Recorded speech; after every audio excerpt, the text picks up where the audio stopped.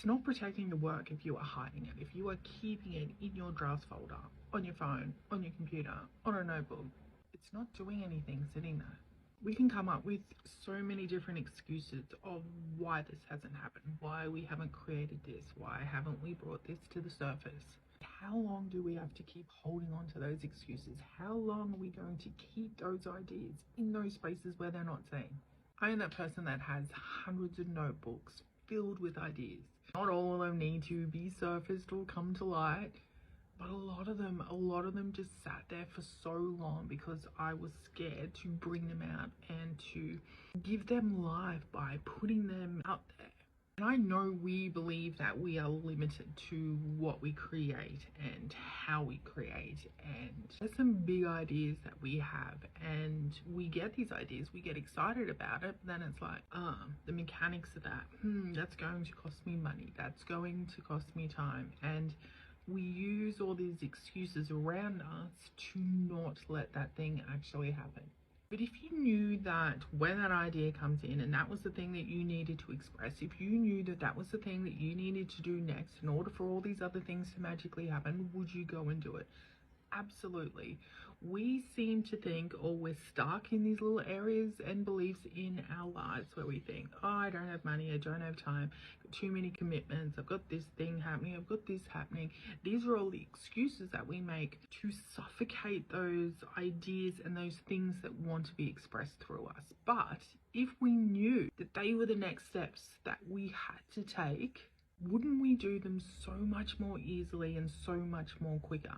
And it's the old believing in something before it's true. And a lot of people aren't in a space where they can see that. It's like when you're trying to manifest money and they tell you, oh, you know, believe that it's there and it's going to be there. And we're not talking about creating this false belief into something, but it's really where you get to this stage of understanding who you are, how you operate, and trust in those thoughts and those ideas and those pieces of you that come through that want to be expressed, and knowing that that is something that you need to move towards. It doesn't mean every single idea or every single thing that you want to create comes up and becomes successful and makes you a trillionaire.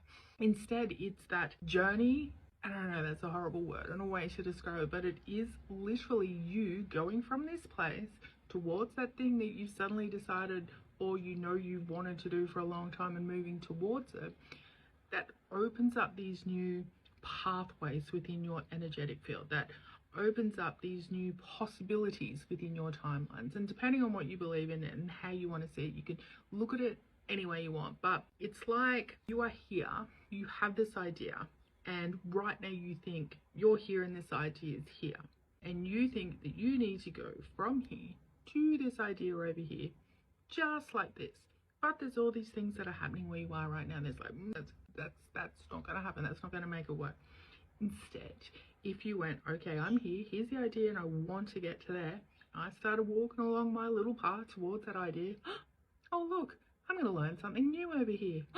I'm going to learn something about myself. I'm going to experience something over here. And what happens is that the person who was here over in this original spot may not be over here at that end goal yet, but look, they're learning all these new things. They're having all these new experiences. And that's what it's about, because when we go off to these little side quests, into these little side areas, into these other pieces of us, and the way that we start learning, or we start expanding more and more into ourselves and into the life around us, we move on to these different areas. So even though we might be off the path over here, oh look, I still might get back over here and do that. Maybe that idea is something different. Maybe it's turned into something bigger. Maybe you go on this big quest over here, and eventually, after all these other things happen, all good things, they don't all have to be bad, and then eventually you make it over there.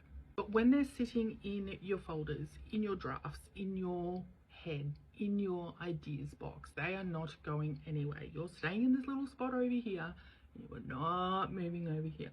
So today is day 15 of the Athanor 21, which is, I call it a course, it's not a course. It's literally just 21 different ideas of you to start retraining your brain into the way that you create. And on day 15, this is the week 3, where we are focusing all on the actual creation part and the things that we're actually expressing out into us. So today is about getting all those old ideas, getting all those old All things that we thought was not possible, the things that we think we can't create, the things that we think aren't possible, and bringing them all up. Do a list of all of your ideas, then go through all of them and decide which ones are not going to happen this year.